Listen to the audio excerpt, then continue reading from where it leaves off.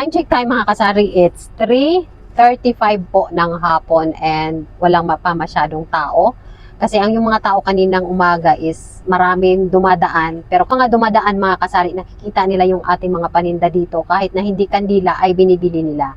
Ayun, kasi nakikita nila yung ating bigas na nasa harapan na meron tayong tag 50 pesos. So, bumibili sila. So, ngayon po, Happy All Souls Day po sa inyong lahat. So, for today's video mga kasari, kamusta po ang inyong mga tindahan? Kamusta ang inyong mga sari-sari store? Malakas ba ang bintahan mga kasari? Ngayong araw ng All Souls Day mga kasari, napakaganda kung iyong tindahan ay nadadaanan papuntang cemetery. Kasi maraming dadaan and syempre mabenta dyan yung ating mga soft drinks and especially yung ating mga mineral water. Kasi mauuhaw po yan sila. Kahit na maraming nagtitinda doon sa pinaka-cemetery. Ang cemetery kasi namin dito mga kasari is maraming nagtitinda. May nagtitinda ng mga minerals, mga pagkain, mga bulaklak, mga kandila. Ayan. So itong tindahan natin ay daanan lang po papunta doon. Pero kahit na daanan lang po ito, nakikita nilang meron tayong kandila sa harapan kasi mga kasari nilagay ko yung kandila ko sa harap. Tapos, inayos natin ang ating tindahan ngayon. Nagkaroon tayo ng time para mag-ayos. So, ipakita ko sa inyo kung anong binago ko dito sa aking tindahan. May binago tayong mga kasari para medyo maluwag tingnan. Wala na tayong nakalagay sa gitna. Nilagay ko lahat sa gilid para ang space pag nagdaan-daan tayo, pag may bumibili, hindi kami magkabanggaan ng partner kapag sabay-sabay ang bibili dito sa ating tindahan. And ngayon po mga kasari, ang aking video talaga today is kung meron man tayong mga stocks na wala, hindi tayo makapag-replenish. Hindi tayo pwedeng bumili, hindi tayo pwedeng makabili kasi wala yung ating mga wholesalers, sarado po sila. And lahat po dito mga kasari ng mga kapitbahay ko ay sarado. Bali ang open dito is yung kagaya lang sa akin na sari-sari store doon, yung parlor dito sa tabi ko, and yung isang sari-sari store doon sa may banda. So yung mga ibang mga bigasan ay wala sila mga kasari. Kaya advantage ko today, marami tayong bentang bigas ngayon. Kasi nga ako lang po talaga ang nag-iisang reyna ng bigas ngayon na open, no? Sila po ay sarado.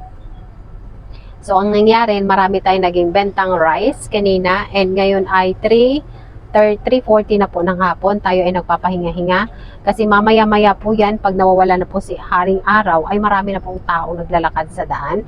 So kung maraming taong naglalakad sa daan mga kasari, therefore makikita nila yung tindahan mo and especially kung maayos ang pagkakaayos, malinis, no? Panatilihin po natin mga kasari na maayos at malinis ang ating tindahan kasi dyan po bumabatay or dyan po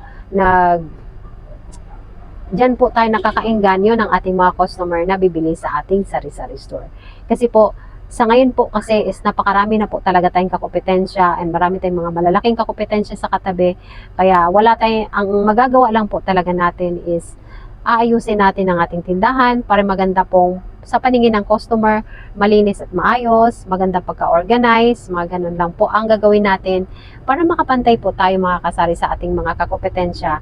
Most likely kung ating mga kompetensya ay malalaking tindahan, dapat po attractive ang ating tindahan. Hindi po yung makalat kasi pag nakita nilang makalat and merong maganda doon na with aircon and tayo ay hindi tayo napapasukan ng customer, kumbaga inaabot lang natin sa kanila.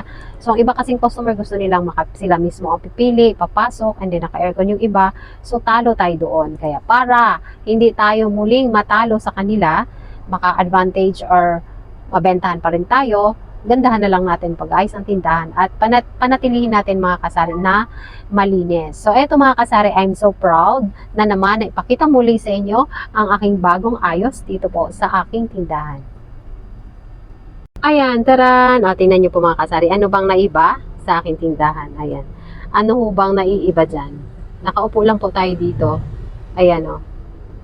So eto mga kasari, yung block na to, kung napansin nyo, di ba dito yan, nakaharang dito? So, tapat siya ng bigas ko dyan. Pag may bumili dyan na customer, makikita kagad nila dito sa harapan yung aking mga biscuit. So, ngayon, iniba ko na po. Ginanyan ko na po. Para po, yung daan namin dito sa harapan, ayan, luluwag. Kaya lumuwag po ang ating tindahan. Kasi nilagay ko po ito sa side. Ayan. Andito na po siya sa side, mga kasari. So, dito naman, pag dito tayo titingin, ayan po ang mag-itsura. Ayan.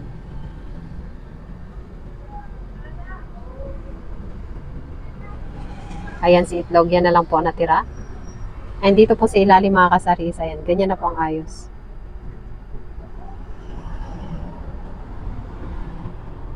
So marami na nababawa sa ating tindahan ngayon at hindi pa tayo makapag-replenish. Kasi wala nga, as sinasabi ko na, wala yung ating wholesaler, sarado po sila. Kaya let's see kung ano mangyari sa tindahan natin in 2 days. Kasi 2 days pa po sila mag-o-open. And dito po mga kasari sa harapan, iyan na lang po ang rice po. Nakita nyo yung kahapon, di ba ang dami niyan hanggang doon sa taas. So eto na lang po, ayan na lang. And yung aking swakto, ayan na lang din. Ayan. So yung swakto natin dito, kumonti na. Wala na. Ayan na lang tinapay natin 3 peraso. Ayan na lang ating swakto mga kasari, August. Ayan na lang, diba? Napakaraming bumili ng mga soft drinks ngayon. Dinadalas nila sa cemetery, kaya konti na lang po ang ating stocks. Ayan na lang po. And dito, pagbungad nila, ito po makikita nila sa tindahan ko mga kasari. Yung aking kandila and ang aking mineral water. Ayan, nilagay ko po muna sila dyan. O, dyan ko na talaga sila ilalagay. Ganyan ang ayos ko. Kasi ako po ay daanan ng cemetery, kaya, ayan, para makita nila na may kandila tayo dito sa harapan. Marami ang kanina mga kasari at yan na lang po ang natira. And yung rice, yung aking rice ay ito na lang, konti na lang, di ba? Wala tayong kakompetensya ngayon sa bigasan. Tayo ang layna ng bigasan ngayon kasi wala yung ating mga kakompetensya. Ayan, nagka-holiday sila mga kasari. Tayo ay walang holiday, walang pahinga dito pa rin sa ating tindahan.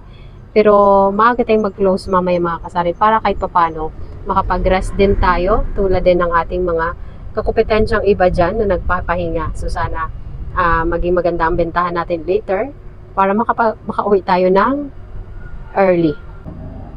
So yun na po mga kasari ang bagong look ng aking tindahan. Naluluwagan at nagagandahan ako kasi maluwag na yung space papunta doon sa harap. And pag dumating yung aking mga stocks, kung tapos ng holiday season na to, pag kung bibili ako ng mga stocks ko, marami na akong stocks na may space na ako mapaglagyan doon sa gilid. So doon natin nilalagay sa side yung ating mga swakto. And yung bigas normally dito pa rin. Tapos, lalagyan pa rin natin ng mga swakto dyan na marami and yung ating mga 1.5. So, may mga space pa rin bawat area. So, ilalagay na lang natin sa mga side. So, ayan mga kasari, that will be on Saturday siguro. Baka open ang aking mga wholesaler dyan at pwede na tayong bumili, mag-request. So, ayan, that's all for today's video. Send ako sa Gcash. Okay. At napakaraming Gcash ngayon. Bye-bye.